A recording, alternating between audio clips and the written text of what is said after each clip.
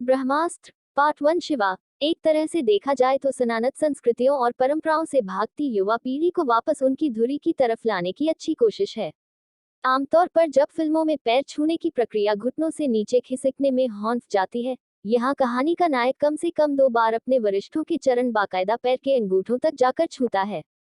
Marvel studios का cinema कहें या हैरी पॉटर सीरीज व Lord of the rings series की फिल्में, इन सब के असर से बीते 2-2.5 दशक में जवान हुई दर्शकों की ऐसी पूरी एक पीढ़ी तैयार हो चुकी है जिसने दादी नानी से सुनी अपनी देसी कहानियों को ऐसे ही भव्य तरीके से पर्दे पर दिखाए जाने की हिंदी फिल्म निर्माताओं से आस लगा रखी है।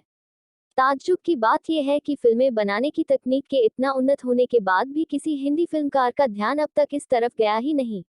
भारतीय दंतकथाओं में पौराणिक गाथाओं की तमाम कहानियां मुख्य कहानियों की क्षेपक कथाओं के रूप में आती है। ऐसी ही एक क्षेपक कथा सरीखी अयान मुखर्जी की 11 साल पहले सोची गई फिल्म ब्रह्मास्त्र 3 हिस्सों में बनना प्रस्तावित है। इस कहानी का पहला हिस्सा अयान ने फिल्म ब्रह्मास्त्र पार्ट 1 शिवक के रूप में बनाया है। इसकी अगली कड़ी फिल्म ब्रह्मास्त्र पार्ट 2 देवा की घोषणा भी फिल्म के क्लाइमैक्स में की है और जिस मोड़ पर आकर ये कहानी रुकती है, वहां इसके दूसरे भाग को देखने की दिलचस्पी दर्शकों में बनी रहती है।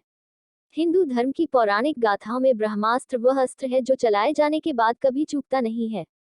यहाँ त्रेता युग की महागाथा कहती रामचरितमानस पढ़ने वालों को याद आएगा दोहा, ब्रह्म अस्त्र ते ही सांधा कपि मन कीन विचार, जो न ब्रह्म सर मानु महिमा मिटे अपार। फिर द्वापर में हुए महाभारत के युद्ध में भी इसका प्रयोग हुआ है। ये एक ऐसा अस्त्र है जो अचूक है। इसका प्रयोग बार बार हो सकता है और जब भी इसका प्रयोग होता है तो यह खाली नहीं लौटता। कुछ खुद इसके सामने नतमस्तक होकर पाश में बंध जाते हैं और कुछ को निशाने से हटाकर ब्रह्मास्त्र की दिशा भी बदल दी जाती है। अयान मुखर्जी का ब्रह्मास्त्र फिल्मी है। इसकी कथा वर्तमान, अतीत और भविष्य में चलती है। कहानी का सिरा अयान सनातन काल से पकड़ते हैं और ब्रह्मास्त्र की उत्पत्ति से लेकर इसके रखवालों का गुप्त समुदाय बनाते हुए वर्तमान में वहां आते हैं जहां धर्म और विज्ञान का मेल होता है वैज्ञानिक मोहन के रूप में। अंधेरे की रानी मोहन से कुछ रहस्य पता करती है और इनकी खोज के बीच से निकलती है शिवा और ईशा की प्रेम कहानी। ब्रह्मास्त्र पार्ट 1 शिवा। मैंने यहाँ अमेरिका के लॉस एंजलिस शहर के पास वॉल्ट डिज्नी के बसाए पहले डिज्नीलैंड के कस्बे के रूप में मशहूर शहर अनाहाइम में देखी। अनाहाइम में दुनिया भर के पर्यटकों को मेला लगना शुरू हो चुका है। शुक्रवार से यहाँ D23 एक्सपो शुरू होने वाला है। हर 2 साल पर होने वाले इस जलसे में हजारों की तादाद में पर्यटक आते हैं और इस साल इसकी खासियत ये भी है कि इसी के साथ डिज्नी की स्थापना के 100वें साल की शुरुआत हो रही है। ब्रह्मास्त्र पार्ट 1 शिवा भी डिज्नी की शाखा स्टार स्टूडियोज की ही फिल्म है। यह संयोग भी निराला ही है। डिज्नी की अंतर्राष्ट्रीय रिलीज की लिस्ट में शामिल रही ब्रह्मास्त्र पार्ट 1 शिवा को अमेरिका में देखना एक अलग एहसास इसलिए भी रहा क्योंकि यहाँ के सिनेमाघर में हिंदी सिनेमा के कुछ शौकीनों से भी मिलना हो गया। रणबीर कपूर और आलिया भट्ट हिंदी सिनेमा के हाल के दिनों के सबसे चर्चित प्रेमी युगलों में से एक रहे हैं। दोनों के बीच प्रेम की जो लौ इस फिल्म की शूटिंग के दौरान जगी, इसकी झलक इस फिल्म में मिलती है। अगर आपने अमिताभ बच्चन, रेखा, धर्मेंद्र, हेमा मालिनी की फिल्में देखी हैं तो आपको कैमरे के सामने दोनों के चेहरे पर एक अलग नूर दिखता है। ये तेज प्रेम का है। रणबीर कपूर और आलिया के चेहरे पर भी ये नूर इस फिल्म में नजर आता है। और संयोग एक ये भी है कि फिल्म के क्लाइमैक्स में प्रेम की शक्ति को किसी भी लौकिक या अलौकिक शक्ति से बड़ा बताने की व्याख्या भी है। प्रेम की इसी शक्ति को ब्रह्मास्त्र पार्ट 2 देवा आगे बढ़ाने वाली है। ब्रह्मास्त्र पार्ट 1 शिवा हिंदी सिनेमा का वह मौका है जिसको अगर बहिष्कारों और घोर निंदकों से बचाया जा सका तो यह मार्वल सिनेमैटिक यूनिवर्स सरीखा एक अस्त्रवस हिंदी सिनेमा में रच सकती है। फिल्म पूरी तरह से खरी नहीं है लेकिन अगर मनोरंजन के हिसाब से देखें तो ये पृथ्वीराज या शमशेरा की तरह खोटी भी नहीं है। ब्रह्मास्त्र पार्ट 1 शिवा एक तरह से देखा जाए तो सनातन संस्कृतियों और परंपराओं से भागती युवा पीढ़ी को वापस उनकी धुरी की तरफ लाने की अच्छी कोशिश है। आमतौर पर जब फिल्मों में पैर छूने की प्रक्रिया घुटनों से नीचे खिसकने में हौंफ जाती है, यहाँ कहानी का नायक कम से कम 2 बार अपने वरिष्ठों के चरण बाकायदा पैर के अंगूठों तक जाकर छूता है। फिल्म की उत्सवधर्मिता का अपना एक अलग रंग है। दशहरा से दिवाली के बीच के रंगों, प्रकाशों और उत्साहों की झलक फिल्म में दिखती है। फिल्म अपना एक अलग संसार भी मौजूदा संसार के बीच से धीरे धीरे रचने की कोशिश करती है। कहानी दिल्ली से वाराणसी से होती हुई हिमाचल प्रदेश जाती है और इस दौरान कार पर हुए एक हमले की पूरी सीक्वेंस काफी रोमांचकारी है। फिल्म में अमिताभ बच्चन का इस्तेमाल उनके आभामंडल के लिए किया गया है, जबकि मौनी रॉय अपने षड्यंत्रों और हिंसक इरादों में असर छोड़ने में सफल रहती हैं। एक फिल्म करते करते प्यार कर बैठे रणबीर कपूर और आलिया भट्ट को पहली बार पर्दे पर देखना असल जिंदगी के प्रेमियों को तो खूब भाने ही वाला है। फिल्म शाहरुख खान के प्रशंसकों के भी दिल को छू जाती है। अपनी दूरबीन से तारे निहारते वैज्ञानिक मोहन के घर में ब्रह्मास्त्र के पहले हिस्से की खोज में हुए हमले का पूरा सीक्वेंस दर्शकों को बांध कर रखता है। वानरास्त्र से नंदीअस्त्र तक आने की यात्रा में गति भी है और रोमांच भी। ब्रह्मास्त्र पार्ट 1 शिवा धीमी पढ़नी वहां से शुरू होती है जहां कहानी में एक ऐसा आश्रम आता है जिसके बाहर भी आश्रम लिखा है। ऐसी गलतियां फिल्म में ढेर सारी है जिसमें दर्शकों को कुछ स्पष्ट सी बातें या तो नेपथ्य में चलती आवाज या फिर पर्दे पर कुछ न कुछ दिखाकर बताने की कोशिश की जाती है जिसकी फिल्म में जरूरत है नहीं। सिनेमा में बहुत बताना भी बहुत अच्छा नहीं होता। निर्देशक के तौर पर अयान मुखर्जी ने एक ऐसी फिल्म बनाने की कोशिश की है जिसे हिंदी सिनेमा के दिग्गज भी इस दौर में बनाने की हिम्मत नहीं कर पाए। मूल पौराणिक कथाओं पर फिल्में खूब बनी हैं, लेकिन पौराणिक परिदृश्यों में काल्पनिक कथाएं गढ़ने का ये एक अलग ही प्रयोग है। अयान मुखर्जी हिंदी में अपना नाम अयान मुखर्जी लिखते हैं, अंग्रेजी में लिखे अपने नाम की वर्तनी के हिसाब से।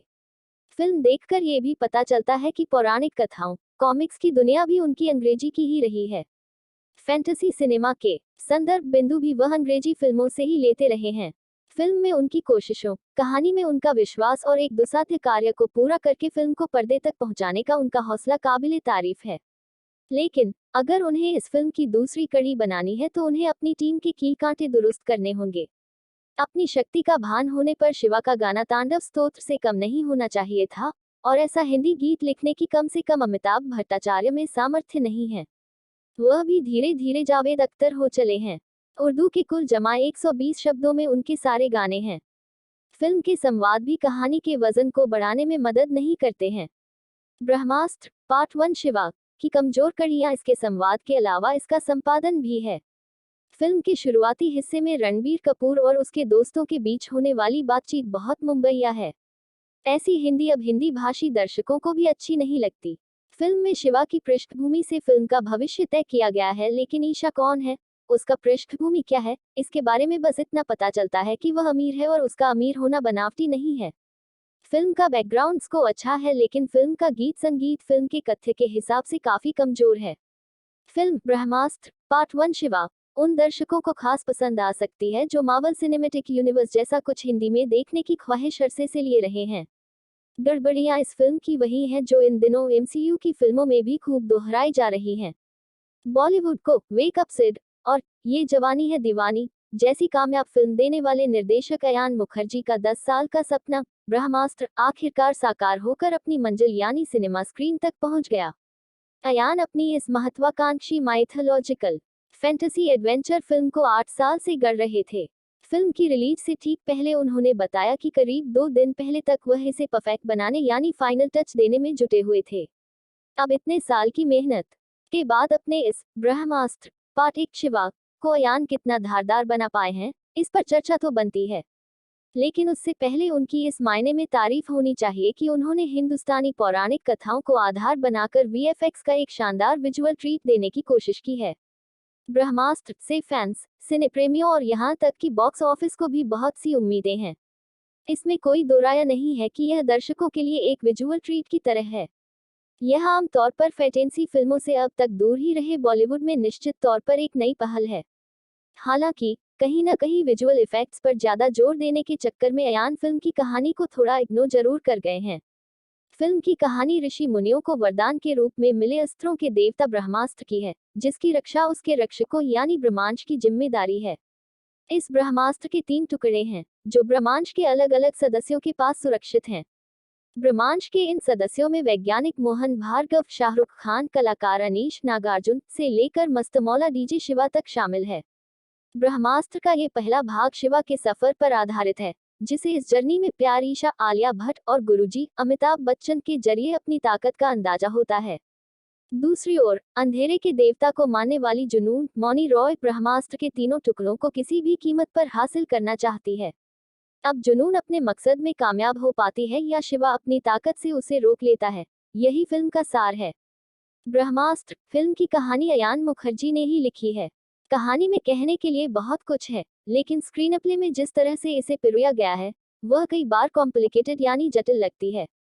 फिल्म में ब्रह्मास्त्र को पाने की लड़ाई तो दिखाई गई है, लेकिन ब्रह्मास्त्र का उदय कैसे हुआ, उसके पीछे क्या उद्देश्य है, यह और ऐसे ही कई सवालों की गहराई से पड़ताल किए बिना ही फिल्म आगे बढ़ जाती है। फिल्म में ब्रह्मास्त्र के अंशों की रक्षा करने वाले ब्रह्मांश अपने सुपर पावर से सिर्फ ब्रह्मास्त्र को बचाने में जुटे रहते हैं। दुनिया, समाज, लोगों के प्रति उनका क्या योगदान है, उस पर कोई जोर नहीं दिया गया। कहानी में मुख्य किरदारों के अलावा आम जनता नजर ही नहीं आती। फिल्म में शिवा और ईशा की प्रेम कहानी भी एक अहम हिस्सा है, लेकिन ये प्रेम कहानी उतनी आकर्षक नहीं बन पाई है। रणबीर और आलिया के बीच की केमिस्ट्री भी ज्यादा प्रभावित नहीं करती। फिल्म की सबसे बड़ी कमजोर कड़ी साबित होते हैं हुसैन दलाल। इन्होंने फिल्म के लिए डायलॉग्स लिखे हैं। फिल्म जितनी बड़ी, भव्य और आकर्षक है, इसके डायलॉग उतने ही साधारण, पर फिल्म की तेज रफ्तार, शानदार वीएफएक्स, बढ़िया एक्शन सीन, प्रीतम के पहले ही हिट हो चुके केसरिया, देवा देवा और इश्क का भूत जैसे गाने, बैकग्राउंड स्कोर, ये सब मिलाकर बहुत हद तक स्क्रीन प्ले की कमियों को दूर कर देते हैं। फिल्म बड़े पर्दे पर एक सिनेमाई अनुभव तो जगाती है। फिल्म में एक्टिंग की बात करें तो रणबीर कपूर ने अपना किरदार पूरी ईमानदारी से जिया है। यही बात नेगेटिव भूमिका निभाने वाली मौनी रॉय पर लागू होती है। हालांकि आलिया भट्ट अपनी प्रतिभा और कद से न्याय नहीं कर पाई हैं। वे डायलॉग को सिर्फ बोलती हुई लगती हैं, न कि महसूस करती हुई। अमिताभ बच्चन ने गुरु जी के अपने किरदार में परफेक्शन के साथ काम किया है। शाहरुख खान का कैमियो सरप्राइज पैकेज है, जबकि नंदी अस्त्र के रूप में नागार्जुन का राइटर डायरेक्टर अयान मुखर्जी पूरा इस्तेमाल नहीं कर पाए हैं। कुल मिलाकर ब्रह्मास्त्र पार्ट 1 शिवा एक विजुअल ट्रीट की तरह है। सिनेमाई पर्दे पर एक शानदार विजुअल का अनुभव महसूस करना चाहते हैं। रणबीर कपूर और आलिया भट्ट की रियल लाइफ जोड़ी को रियल लाइफ में साथ देखना चाहते हैं तो यह फिल्म आपके लिए है।